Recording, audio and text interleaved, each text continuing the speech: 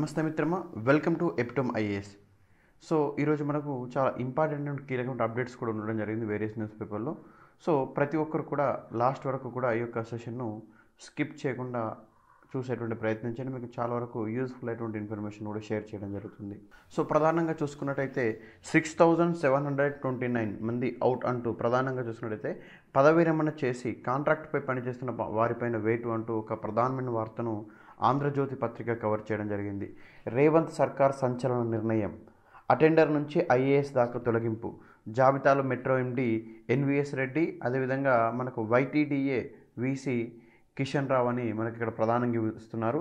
అదేవిధంగా CE BLN Reddy, 10 మంది ట్రాన్స్కో జెన్కో డైరెక్టర్లు కూడా సేవలు అవసరం ఉంటే కొత్తగా నోటిఫికేషన్ ఇచ్చి మళ్ళీ అవకాశం ఇవ్వాలి. ఉత్తర్వులు జారీ చేసిన రాష్ట్ర ప్రభుత్వం పురపాలక శాఖలోనే 177 మంది తొలగింపు అంటే ఒక ప్రధానమైన వార్తను ఇవ్వడం జరిగింది. అంటే ఇక్కడ మీరు గమనించాల్సిన అంశం ఏంటంటే, ఎవరైతే ఆల్రెడీ రిటైర్డ్ అయ్యి ఏదో ప్రభుత్వ అవసరాలని రీత్యా ఆ శాఖలో కొనసాగుతున్నటువంటి 6,729 మెంబర్స్ను మనకు నిన్న వారిని సర్వీస్ నుంచి వాళ్ళని తొలగించడం జరిగింది.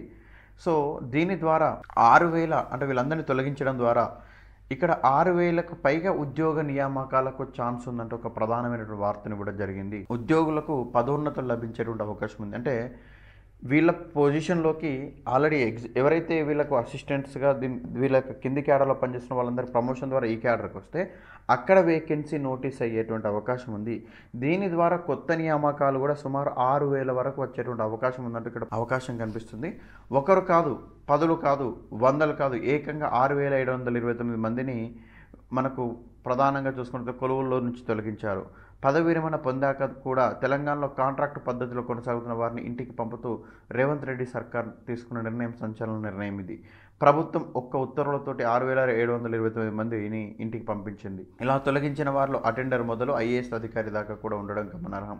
ఈ జాబితాలో మెట్రో ఎండి ఎన్విఎస్ రెడ్డి, యాదగిరిగుట్ట ఆలయ అభివృద్ధి ప్రాధికార సంస్థ vice chairman G Kishan Rao, అదేవిధంగా కన్సల్టెంట్ ఇంజనీర్ మనకు ప్రధానంగా బిఎల్ఎన్ రెడ్డి, 10 మంది ట్రాన్స్కో జెన్కో డైరెక్టర్లు కూడా ఉన్నారంటే ఇక్కడ మనకు ఒక ప్రధానమైన వార్త ఇవ్వడం జరిగింది. సో మరి అలాంటి సందర్భంలో మరి ఇక దీనికి సంబంధించి కూడా ఇంకొక వార్తని ఇక్కడ మనకు నెక్స్ట్ పేజ్లో మనకి ఇక్కడ కవర్ చేసుకోవడం జరిగింది. సో ఏదైతే ఈ తొలగించినటువంటి ప్లేస్లో రేవంత్ సర్కారు నియామకాల విషయంలో ఎప్పుడు ముందు నుంచి ఒక స్పష్టత ఉంది. ఏటా జాబ్ క్యాలెండర్ ప్రకటించి ఆ మేరకు నియామకాలు జరుపుతామని ప్రకటిస్తుంది. ఇప్పటికే 58,000 నియామకాలను చేపట్టి ఇప్పుడు 6,729 మందిని తొలగించిన నేపథ్యంలో గ్రూప్ 1 మొదలు గ్రూప్ 4 స్థాయిలో కొత్త నోటిఫికేషన్ల ద్వారా భర్తీకి అవకాశాలని సచివాలయ వర్గాలు చెబుతున్నాయి. అంతేకాదు పదవి విరమణ పొందిన తమ శాఖల్లో కొందరు తిష్ట వేసుకుని కూర్చోవడం వల్ల తమకు పదోన్నతులు రావడం లేదని ఉద్యోగులు ఆరోపిస్తున్న విషయం తెలిసిందే. తాజా ఉత్తర్వుల నేపథ్యంలో పెద్ద ఎత్తున ఉద్యోగులకు పదోన్నతులు లభిస్తాయని అభిప్రాయాలు వ్యక్తమవుతున్నాయి. సో ఏదైతే 6,729 మెంబర్స్ను తీసేశారో వారి ప్లేస్లో ఇక్కడ కొత్తగా రిక్రూట్మెంట్ జరిపేటువంటి అవకాశాలు ఎక్కువగా ఉన్నవి. మరి అదేవిధంగా మరొక కీలకమైన అప్డేట్ చూసుకున్నట్లయితే OU PhD entrance test 2025 time table విడుదల అంటూ ఒక ప్రధానమైనటువంటి వార్తను కవర్ చేసుకోవడం జరిగింది. సో ఏప్రిల్ 25, 26, 27 తేదీల్లో నిర్వహణ అంటూ ప్రధానంగా ఏప్రిల్ 20 నుంచి హాల్ టికెట్లు అంటూ ఒక వార్తను కవర్ చేసుకోవడం జరిగింది. మిత్రమా, ఎవరైతే OU PhD entrance test 2025 time టేబుల్ను గురువారం ప్రకటించారు. ఎవరైతే మనకు ఎలిజిబుల్ క్యాండిడేట్స్ ఉన్నారో వాళ్ళందరూ కూడా ఈ కన్సర్న్ ఫాలోయింగ్ డేట్స్ని ఖచ్చితంగా ఫాలో అవ్వడం మీకు చాలా వరకు హెల్ప్ అవుతుంది. సో ఈ టైం టేబుల్ను మనకు ప్రధానంగా ఏప్రిల్ 25, 26, 27లో జరిగేటువంటి ఎంట్రన్స్ ఎగ్జామినేషన్కు సో మనకు ఏదైతే వచ్చే నెల ఏప్రిల్ 20వ తేదీ నుంచి హాల్ టికెట్లు వెబ్సైట్ ద్వారా డౌన్లోడ్ చేసుకోవాలని PG admissions director professor Panduranga Reddy తెలిపారంటున్నారు. So మనకు ప్రధానంగా చూసుకున్నట్టయితే ఈ యొక్క పరీక్ష అనేది సిబిటి అంటే కంప్యూటర్ బేస్డ్ టెస్ట్ అనితో నిర్వహించినట్టు చెప్పారు. అభ్యర్థులు పరీక్ష సమయానికి మనకు ప్రధానంగా చూసుకున్నట్టయితే 1 గంట అంటే 1 గంటన్నర ముందే హాల్లోకి ప్రవేశించవచ్చని ఇక్కడ ప్రధానంగా చెప్పడం జరిగింది. సో ఎగ్జామినేషన్ టైంకు గంటన్నర ముందే మీరు ఎగ్జామ్ సెంటర్లకు అలో చేస్తారు. రోజుకు 3 సెషన్లుగా పరీక్షలు జరుగుతాయని తెలిపారు. మొదటి సెషన్ ఉదయం 9:30 నుంచి 11 గంటల వరకు, రెండో సెషన్ వచ్చేసరికి మధ్యాహ్నం 12:30 నుంచి 2 గంటల వరకు, మూడో సెషన్ వచ్చేవరకు 3:30 నుంచి సాయంత్రం 5 గంటల వరకు జరగనున్నట్టు మనకు వివరించారు. మొత్తం 49 సబ్జెక్టులకు జరిగే ఈ యొక్క ఎంట్రన్స్ టెస్టుకు 9,747 మంది అభ్యర్థులు దరఖాస్తు చేసుకున్నట్టు డైరెక్టర్ పేర్కొన్నారు. పూర్తి వివరాలను కూడా మనకు ఉస్మానియా యూనివర్సిటీ వెబ్సైట్లో పొందుపరిచినట్టుగా వీళ్ళు ప్రధానంగా చెప్పడం జరిగింది. అదేవిధంగా చూసుకున్నట్టయితే నియామక తేదీ నుంచే పంచాయతీ కార్యదర్శి సర్వీస్ పరిగణ అంటూ ఒక ప్రధానమైన వార్తను చూసుకోవచ్చు. ఏదైతే మనకు గత ప్రభుత్వం 2019 సంవత్సరంలో జూనియర్ పంచాయతీ కార్యదర్శులుగా కొంతమందిని ఫిక్స్డ్ సాలరీ పైన నియమించడం జరిగింది. సో వాళ్ళందరినీ గ్రేడ్ 4 పంచాయతీ కార్యదర్శులుగా పదోన్నతి పొందిన వారి సర్వీసులు నియామక తేదీ నుంచే లెక్కించాలని ప్రభుత్వం గురువారం ఉత్తర్వులు చేసింది. సో ఏదైతే 2019 పోటీ పరీక్ష ద్వారా 9,732 మంది మనకు జేపీఎస్లుగా ఎంపికయ్యారు. ఒక్కో జిల్లాలో ఒక్కో తేదీన వారికి గ్రేడ్ 4 పదోన్నతులు కల్పించారు. ఫలితంగా వారి సీనియారిటీ అంశంపైన సందిగ్ధత ఏర్పడగా నియామక తేదీ నుంచే సర్వీసులను నిర్ధారించాలని కలెక్టర్లకు ప్రభుత్వం ఆదేశాలు ఇచ్చిందంటూ ఒక ప్రధానమైన వార్త చూసుకోవచ్చు. సో మనకంటే ఇక్కడ ఏదైతే వాళ్ళకి, ఎందుకంటే ఒక్కొక్క డిస్టిక్లో వాళ్ళకందరినీ కూడా మనకు ప్రధానంగా చూసుకున్నట్టయితే వాళ్ళకు సర్వీస్ క్యాలిక్యులేషన్ అంటే చాలా ఇంపార్టెంట్, అంటే సీనియారిటీ దగ్గర వివిధ అంశాల దగ్గర. అలాంటి సందర్భంలో ప్రధానంగా చూసుకుంటే, ఎందుకంటే వీళ్ళందరినీ రెగ్యులరైజ్ చేసేటువంటి సందర్భంలో కొన్ని జిల్లాలో నెలల కాలంగా లేట్ అయింది. మరి అలాంటి సందర్భంలో మరి సర్వీస్ డేట్ అనేది ఆ డేట్ నుంచి పరిగణన తీసుకుంటే వీళ్ళ సీనియారిటీ ఇబ్బంది అయితే ఒక ఉద్దేశంతో ప్రభుత్వం ఏం చేసింది, సో వాళ్ళ ప్రొవిషన్ పీరియడ్లో అంటే డే 1 నుంచే మనకు సర్వీస్ను క్యాలిక్యులేట్ చేయాలని చెప్పేసి కలెక్టర్లకు గైడ్లైన్స్ ఇష్యూ చేసినట్టు ఇక్కడ న్యూస్ కవర్ చేయడం జరిగింది. అదేవిధంగా చూసుకున్నట్టయితే ప్రిలిమ్స్ పూర్తి అయిన వెంటనే కీ ఇవ్వాలంటూ యూపీఎస్సీకి పార్లమెంటరీ కమిటీ సూచన అంటూ ఒక న్యూస్ కవర్ చేసుకోవడం జరిగింది.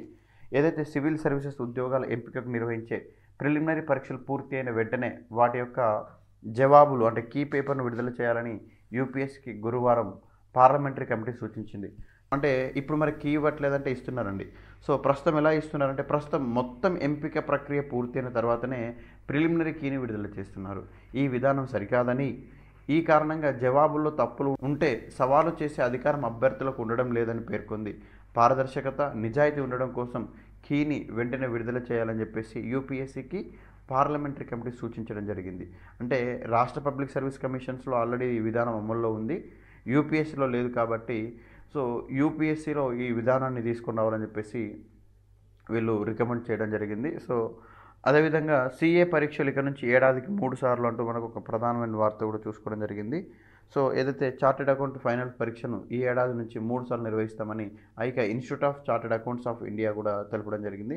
ఇంటర్మీడియట్ అదేవిధంగా ఫౌండేషన్ కోర్సులకు 3 సార్లు పరీక్షలు నిర్వహించాలని గత ఏడాది నిర్ణయించింది. సో ఈ ఏడాది నుంచి అమలు చేయనుంది. ఇకపై ఫిబ్రవరి, జూన్, అక్టోబర్లో పరీక్షలు రాసేటువంటి అవకాశాన్ని కూడా కల్పిస్తున్నారు. అదేవిధంగా చూసుకున్నట్టయితే ఒక కీలకమైనటువంటి ఒక జాబ్ అప్డేట్ చూసుకున్నట్టయితే సెంట్రల్ రోడ్ ఇన్స్టిట్యూట్లో కొన్ని పోస్టులకు వీళ్ళు నోటిఫికేషన్ కూడా రిలీజ్ చేయడం జరిగింది. సో ఇక్కడ మొత్తంగా వీళ్ళు 209 వేకెన్సీస్ నోటీస్ చేయడం జరిగింది.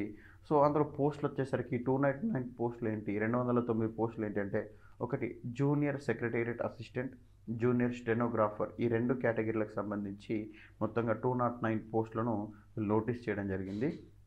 సో మరి ఇవి ఏ డిపార్ట్మెంట్లో అంటే మనకు జనరల్, ఫైనాన్స్ అండ్ అకౌంట్స్, అదేవిధంగా స్టోర్ అండ్ పర్చేజ్ డిపార్ట్మెంట్లో ఇది ఉండడం జరిగింది.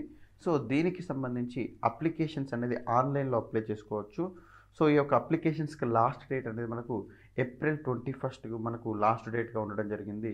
సో దీని ఎలిజిబిలిటీ ఏంటి, దీని ఫీజు ఏ విధంగా ఉంటుంది, సో వీళ్ళ పే స్కేల్ ఏ విధంగా ఉంటుంది, ఇలా మీకున్నటువంటి సందేహాలన్నిటి నివృత్తి కోసం, పూర్తి స్థాయి సమాచారాల కోసం www.crridom.gov.in అనే ఒక వెబ్సైట్లో మీకు దీనికి సంబంధించినటువంటి సమాచారం కూడా అందుబాటులో ఉండడం జరుగుతుంది. మరి అదేవిధంగా మరొక అప్డేట్ చూసుకునేటువంటి ప్రయత్నం చేద్దాం. సో ఎంఈ ఎంటెక్ ఫలితాల విడుదల అంటూ ఒక న్యూస్ కవర్ చేసుకోవడం జరిగింది. ఏదైతే ఉస్మానియా యూనివర్సిటీ పరిధిలోని ఎంఈ ఎంటెక్ కోర్సుల పరీక్షా ఫలితాలను విడుదల చేసినట్టు OU controller of the examinations professor Shashikanth garu గురువారం ఒక ప్రకటన తెలిపారు. ఈ కోర్సులో 2వ సెమిస్టర్ రెగ్యులర్, అన్ని సెమిస్టర్ బ్యాక్లాగ్ పరీక్షా ఫలితాలను విడుదల చేస్తున్నట్టు తెలిపారు. ఫలితాలను ఓయూ వెబ్సైట్ www.usmania.ac.in వెబ్సైట్లో చూసుకోవాలని మనకు చెప్పడం జరిగింది. అదేవిధంగా 23 నుంచి జేఈఈ అడ్వాన్స్డ్ దరఖాస్తులు అంటూ ప్రధానంగా చూసుకుంటే మే 18న 2 సెమిస్టర్ల పరీక్ష, రాష్ట్రంలో 13 సెంటర్ల ఏర్పాట్లు కూడా ప్రధానంగా ఇవ్వడం జరిగింది.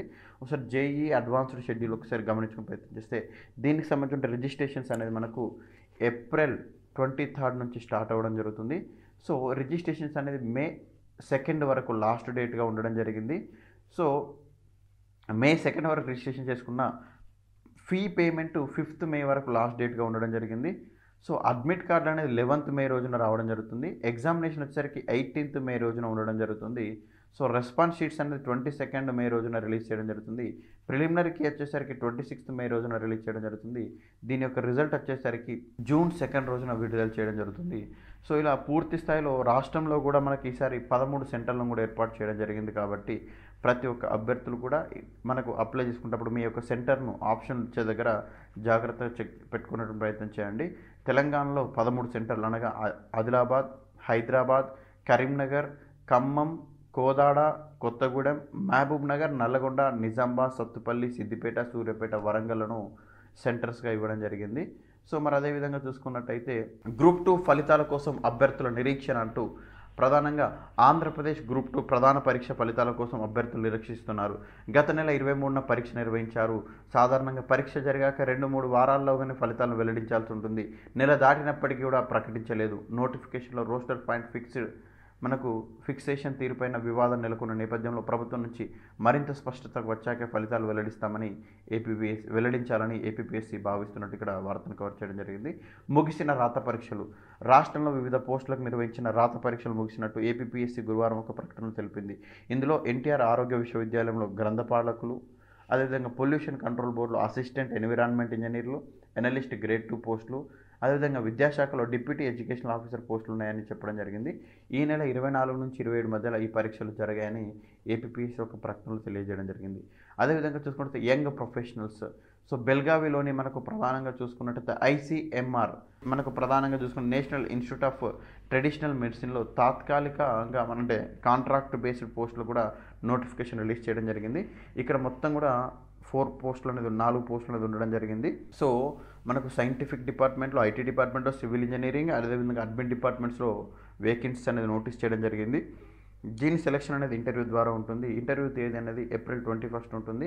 So for more details eligibility కానీ, అప్లికేషన్ ప్రాసెస్ కానీ, పే స్కేల్ లాంటి అంశాలన్నిటికీ సంబంధించి పూర్తి స్థాయి సమాచారం కోసం www.icmr.gov.in అనే ఒక వెబ్సైట్లో మీకు పూర్తి స్థాయి సమాచారం అందుబాటులో ఉంటుంది. సో ఇది ఈరోజు ఉన్నటువంటి అప్డేట్స్. సో మరిన్ని అప్డేట్స్ తోటి రేపటి సెషన్లో మళ్ళీ కలిసేటువంటి ప్రయత్నం చేద్దాం. సో రెగ్యులర్ అప్డేట్స్ కోసం, విద్యా ఉద్యోగ సమాచారం కోసం కూడా ప్రతి ఒక్కరూ ఎపిటోమ్ ఐఏఎస్ను మీరు సబ్స్క్రైబ్ చేసుకునేటువంటి ప్రయత్నం చేయండి. So thank you. Happy learning.